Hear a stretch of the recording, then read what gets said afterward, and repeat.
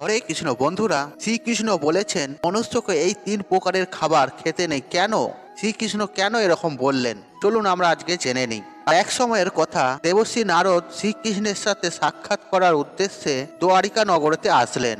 তখন ভগবান শ্রীকৃষ্ণ দেবশ্রী নারদকে দেখে তার স্বাগত করলেন আর বললেন, আসুন দেবশ্রী, দ্বারিকায় আপনার স্বাগত। আজ আপনি কোন প্রয়োজনে দ্বারিকায় এসেছেন? অবশ্যই আপনি কোনো গুরুত্বপূর্ণ সমাচার নিয়ে এসেছেন। আর তখন দেবশ্রী নারদ বললেন, হে প্রভু, আপনি সবকিছু জানার সত্ত্বেও তবু আমাকে জিজ্ঞাসা করছেন। আমি আজ আপনার কাছে আমার এক সমস্যার নিবারণ চাইতে এসেছি। কৃপা করে আপনি আপনার এই ভক্তের বিধান দূর করুন। আর তখন ভগবান শ্রীকৃষ্ণ বললেন, হে দেবশ্রী, আমি আপনার মনের কথা অবশ্যই জানি। আর আপনি কোন কারণে এসেছেন সেই কারণও আমি জানি। আর সেই কারণে আপনি আপনার মনের কথা ও প্রশ্ন নিঃসংকোচ হয়ে বলুন, আর আমি আপনার সমস্যার নিবারণ অবশ্যই করব। আর দেবশ্রী নারদ বললেন, হে প্রভু, আমার মনে আজ এটা জানার ইচ্ছে যে মানুষের কোন প্রকার ভোজন করা উচিত, কোন প্রকার ভোজন মানুষের আয়ু বৃদ্ধি করে এবং কোন ভোজন মানুষের আয়ু কমে যায়। হে প্রভু, মানুষের কোন দিকে বসে ভোজন গ্রহণ করা উচিত এবং ভোজন গ্রহণ করার পূর্বে কোন মন্ত্র উচ্চারণ করা উচিত, কৃপা করে আপনি আমাকে এই সকল প্রশ্নের উত্তর দিন। আর তখন শ্রীকৃষ্ণ দেবশ্রী নারদকে বললেন, আর আপনি সমস্ত মানব জাতির কল্যাণ হেতু উদ্দেশ্যে যথেষ্ট প্রশ্ন করেছেন। একথা সত্য, মানুষ যে প্রকারের ভোজন করে আর তার অনুসারে মানুষের সৌভাগ্য, সফলতা এবং দ্বিতীয় জন্ম নির্ভর করে। দেবশ্রী, এই বিষয়ে একটি প্রাচীন ইতিহাস রয়েছে যেটি আমি আপনাকে বলছি। আর ত্রেতা যুগের এই কথা মহর্ষি অগস্ত্য ভগবান রামকে শুনিয়েছিলেন। আর এই কারণে এই কথার অধিক মাহাত্ম্য রয়েছে। আর এই প্রাচীন কথার মাধ্যমে আপনি আপনার এই সমস্ত প্রশ্নের উত্তর পেয়ে যাবেন। আর এই কারণে এই কথাটি আপনি ধ্যানপূর্বক মনোযোগ সহকারে পুরোটি শুনুন এবং এই কথার প্রচার করুন। আর যে কেউ এই কথা শুনবে আর তার সমস্ত পাপের বিনাশ ঘটে এবং সেই ব্যক্তি শত বর্ষ পর্যন্ত দান ধর্ম করার পূর্ণ প্রাপ্তি করে। দেবশ্রী বললেন, হে প্রভু, আমি এই কথা অবশ্যই শুনতে চাই এবং এই কথাটি আমি ধ্যানপূর্বক শুনব এবং এর প্রচারও করব। আর শ্রীকৃষ্ণ বলেন, প্রাচীনকালে মধ্যদেশে একটি অনেক বড় জঙ্গল ছিল। আর এই জঙ্গলের আকার 100 যোজন ছিল, কিন্তু সেই জঙ্গলে কোনো পশু পাখি থাকতো না। আর শুধুমাত্র বড় বড় বৃক্ষ এবং ছোটখাটো উদ্ভিদই থাকতো। কোনো পশু ভুলেও ওই জঙ্গলের দিকে যেত না। কিন্তু এই জঙ্গলের মধ্যভাগে একটি বড় ঝিল ছিল এবং শুধুমাত্র ওই ঝিলে হাঁস এবং বিভিন্ন রকমের পাখিরা থাকতো। আর একবার অগস্ত্য মুনি ওই ঝিলের পাশ দিয়ে যাওয়ার সময় একটি অবাক করা দৃশ্য দেখলেন। আর ওই ঝিলের পাশেই একটি খুব বড় একটি আশ্রম নির্মিত ছিল, আর যেটি অনেক পুরনো ছিল, কিন্তু এটিকে দেখতে অত্যন্ত অত্যন্ত সুন্দর ও পবিত্র মনে হচ্ছিল। আর সেই আশ্রমে কোনো সাধু অথবা কোনো তপস্বী ছিল না। আর ওই আশ্রমটি পুরোপুরি খালি অবস্থায় ছিল। আর অগস্ত্য মুনি এক রাতের জন্য সেই আশ্রমে বিশ্রাম নিল এবং সকালে উঠে তিনি ওই ঝিলে সম্মুখে চলে গেলেন। কিন্তু রাস্তায় তিনি একটি মৃত ব্যক্তিকে দেখতে পেলেন, যে শরীর থেকে অত্যন্ত বলবান এবং রুষ্টপুষ্ট ছিল। আর এটি দেখে মনে হচ্ছিল যে এই মৃতদেহটি কোনো তরুণ পুরুষের হবে। আর ওই মৃত ব্যক্তিকে দেখে অগস্ত্য মুনি যে ভাবতে লাগলেন, এই মৃত ব্যক্তি কে হতে পারে এবং এর মৃত্যু বা কি প্রকারে হলো এবং এ কোথা থেকে এই জঙ্গলে আসলো।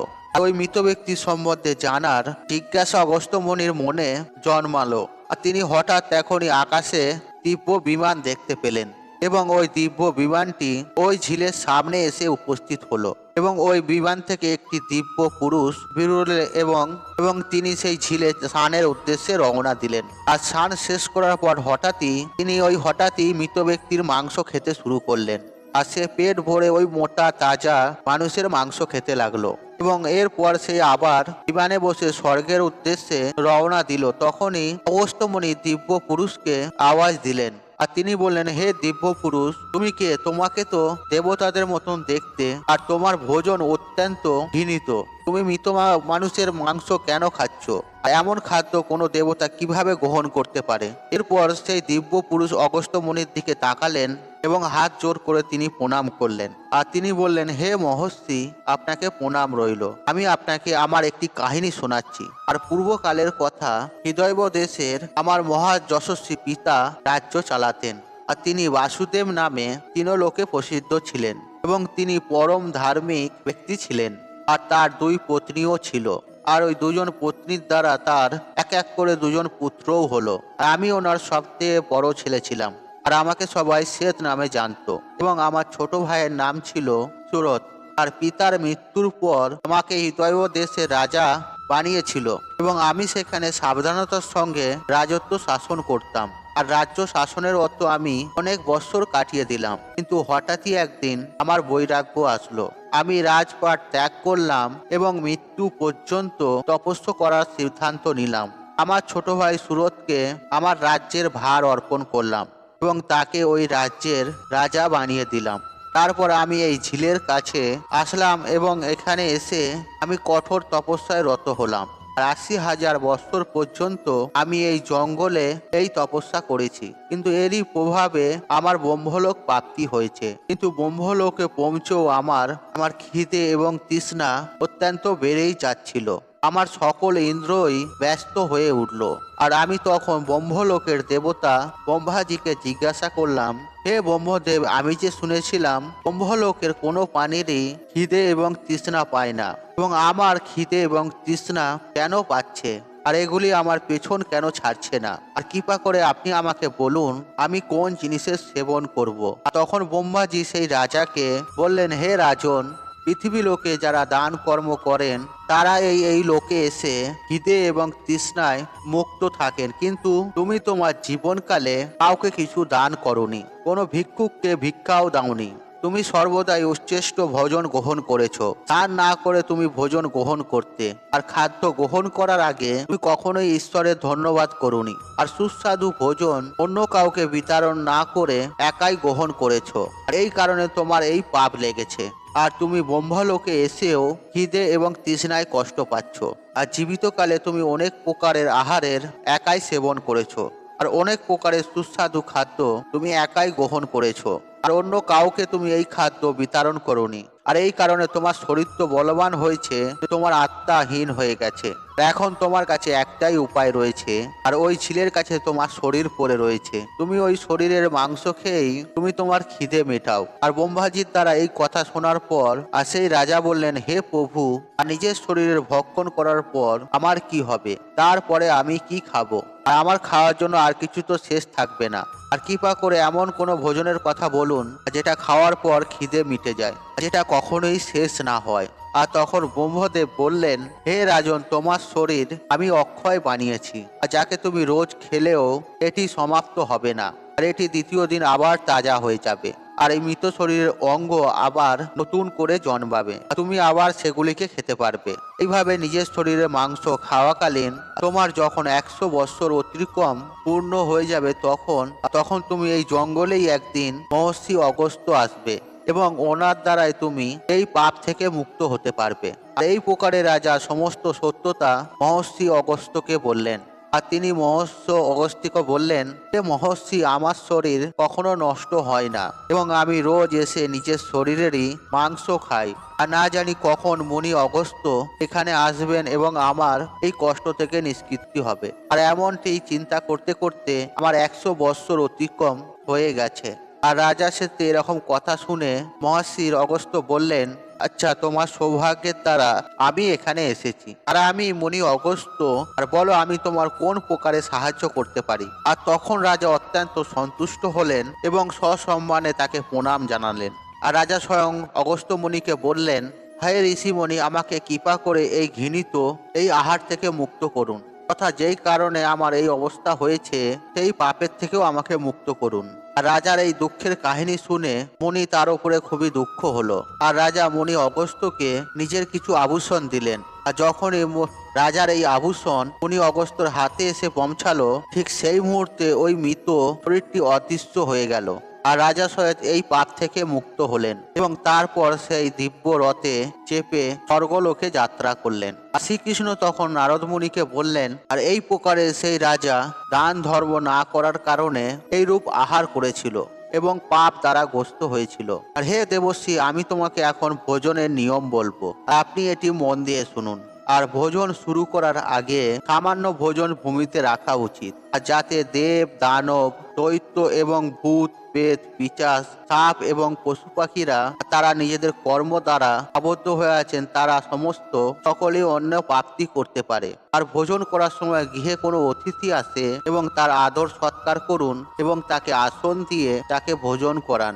আর সনাতন ধর্মে কথিত আছে অতিথি নারায়ণ, তাই নারায়ণের সেবা করার জন্য এটুকু প্রত্যেকটি মানুষকে করা উচিত। আর পৌরাণিক গ্রন্থে বলা হয়েছে অতিথি যদি গৃহে এসে যদি কিছু না খেয়েই চলে যায় তাহলে সে তার সমস্ত পাপ তাদের দিয়ে যায় এবং সেই গৃহের ব্যক্তিদের পুণ্য তার সঙ্গে নিয়ে যায়। আর শ্রীকৃষ্ণ বলেন প্রত্যেক ব্যক্তিকে বিবাহিত মহিলা, গর্ভবতী স্ত্রী এবং বৃদ্ধা এবং বৃদ্ধাদেরকে ভোজন করানোর পর তারপর নিজে ভোজন গ্রহণ করা উচিত। আর এদের সকলকে ভোজন না করিয়ে যে ব্যক্তি নিজে ভোজন গ্রহণ করে আর তার ভোজন পাপময় হয়ে যায় আর এমন ব্যক্তি নরকে পতিত হয়। আর যে ব্যক্তি স্নান না করেই ভোজন গ্রহণ করে আর তার ভোজন মল ভক্ষণের সমান হয়ে যায়। আর যে ব্যক্তি শিশু এবং বৃদ্ধাদের ভাগের ভোজন গ্রহণ করে আর তার ভোজন দৃষ্টার সমান হয়ে যায়। আর যে ব্যক্তি দান না করেই ভোজন গ্রহণ করে তার ভোজন বিশেষ সমান হয়ে যায়। আর ব্যক্তিকে কখনোই দুরাচারী ব্যক্তি দ্বারা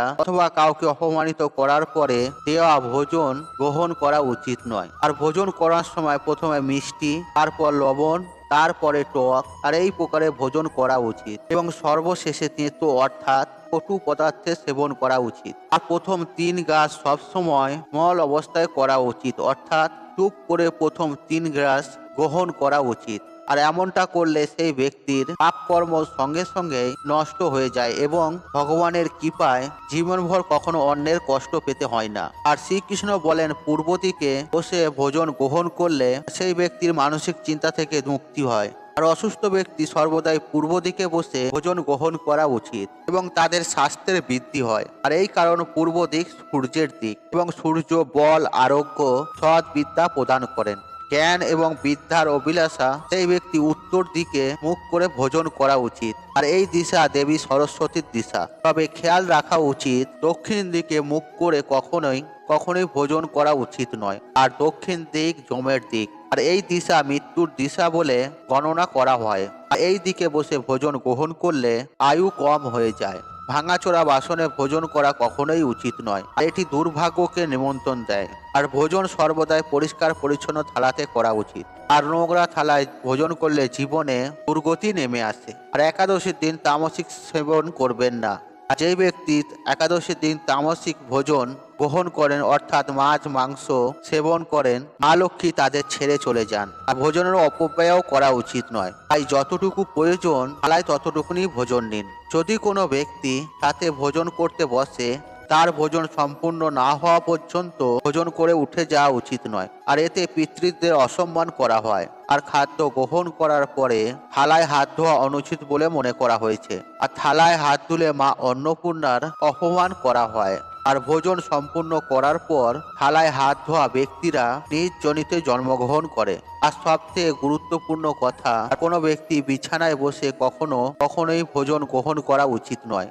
এমনটা করলে সে ব্যক্তি অনেক প্রকারের রোগ দ্বারা গ্রস্ত হয়। আর ভগবান শ্রীকৃষ্ণ বলেন যেই খাবারের ওপর দিয়ে কেউ পা রেখে চলে গেছে অর্থাৎ সেটিকে ডিঙিয়ে গেছে, আর এমন ভোজনকে কখনো গ্রহণ করা উচিত নয়। আর এমন ভোজন অশুদ্ধ হয়ে যায়। আর এমন ভোজনকে সর্বদা কোনো পশু পাখিকে খাইয়ে দেওয়া উচিত। আর শাস্ত্রে কথিত আছে ভোজন গ্রহণ করার সময় সর্বদা ঈশ্বরকে সমর্পণ করে তবেই ভোজন গ্রহণ করা উচিত। তাই খাদ্য গ্রহণ করার সময় খাবারে যদি চুল পাওয়া যায় এমন খাবার খাওয়ার উচিত নয়।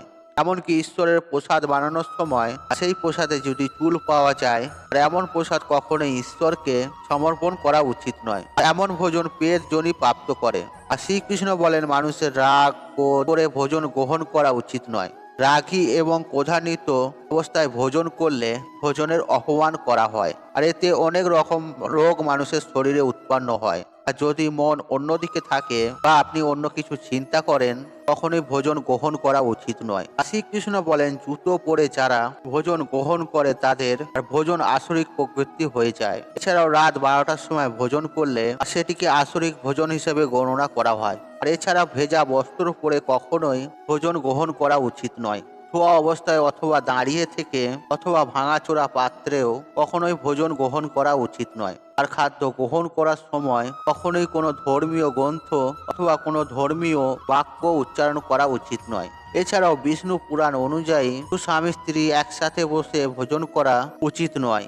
আর দু স্বামী স্ত্রীর সম্পর্কে কলসের উৎপত্তি হয়। অন্ধকারে অথবা খোলা আকাশের নিচে বসে কখনোই ভোজন করা উচিত নয়। কেবল এক বস্ত্র পরে ভোজন করা কখনোই উচিত নয়। অথবা লগ্ন অবস্থায় ভোজন করা অশুভ বলে গণ্য করা হয়। আর এতে জীবনে দুর্ভাগ্য আসে। ঘরের দুয়ারে বসে কখনোই ভোজন করা উচিত নয়। আর ঘরের দুয়ার হলো নরসিংহ দেবের স্থান, তাই ঘরের দুয়ারে বসে কখনোই ভোজন করা উচিত নয়। হাসতে হাসতে অথবা কাঁদতে কাঁদতে ভোজন করা অনিষ্টকারী হয়। এতে গলায় খাদ্য ফেঁসে গিয়ে পান যাওয়ারও সম্ভাবনা থাকে। তাহলে বন্ধুরা, এই প্রকারে ভগবান শ্রীকৃষ্ণ দেবশ্রী নারদকে খাদ্য গ্রহণ করার উপায় সম্বন্ধে বলেছিলেন। বন্ধুরা, আশা করছি এই ভিডিওটি আপনাদের ভালো লেগেছে। তাহলে ভিডিওতে একটি লাইক করুন, একটি কমেন্ট করুন, একটি শেয়ার করুন এবং বন্ধু বান্ধব আত্মীয়জনদের সাথে শেয়ার অবশ্যই করবেন। মনে রাখবেন, আপনার একটি শেয়ার অনেক মানুষকে উপকৃত করে তুলতে পারে। আর আপনি যদি আমার চ্যানেলে নতুন হয়ে থাকেন তাহলে চ্যানেলটি অবশ্যই সাবস্ক্রাইব করুন এবং পাশে থাকা নোটিফিকেশন অন রাখুন, কারণ এই রূপ নিত্য নতুন ভিডিও সবার আগে দেখার জন্য। ঈশ্বর আপনার মঙ্গল করুক। আপনি সুস্থ থাকুন, নিরোগ থাকুন, আপনার দিন মঙ্গলময় হোক। হরে কৃষ্ণ কৃষ্ণ কৃষ্ণ হরে হরে।